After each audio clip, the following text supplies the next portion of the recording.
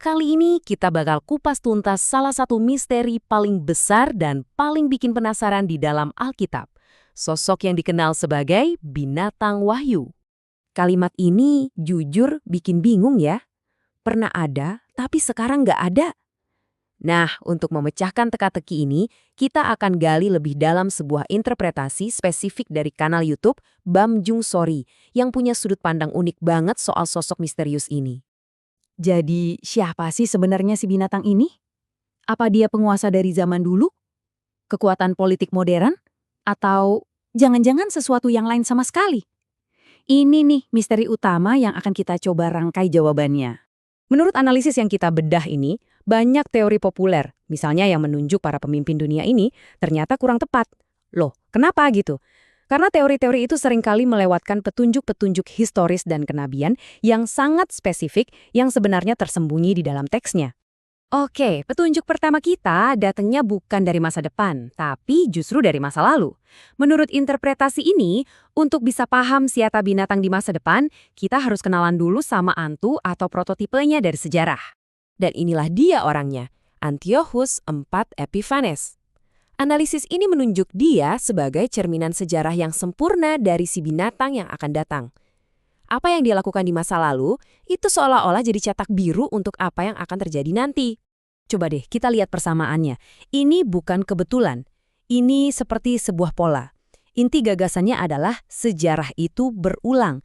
Apa yang akan dilakukan oleh binatang di masa depan akan menjadi gema yang mengerikan dari apa yang pernah dilakukan Antiochus berabad-abad yang lalu. Oke, kita lanjut ke petunjuk berikutnya, yang tersembunyi di dalam simbolisme 7 kepala. Ini bukan tentang 7 orang ya, tapi tentang 7 kekaisaran global yang muncul silih berganti. Dan ini dia urutannya, dari Mesir, Asyur, Babilonia, sampai ke Roma. Semua kekaisaran ini punya satu benang merah.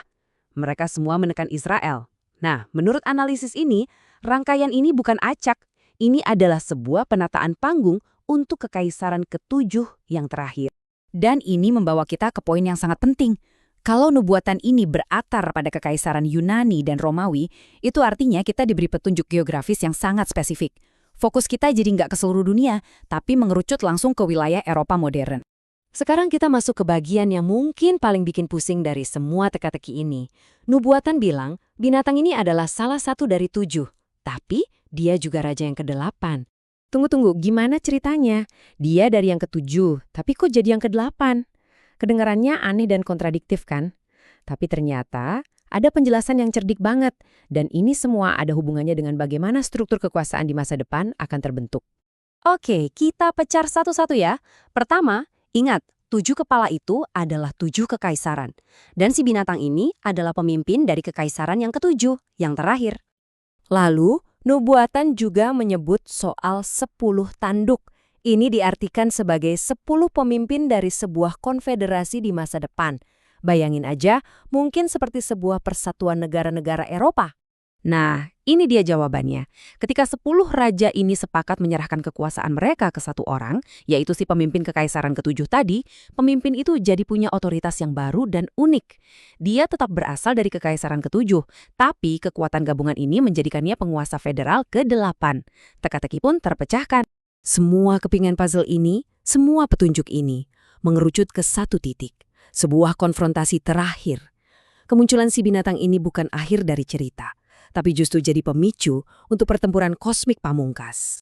Rangkaian kejadian yang dinubuatkan ini jelas sekali urutannya. Pertama, dia menyatukan kekuatan. Lalu, dia menantang kekuatan ilahi.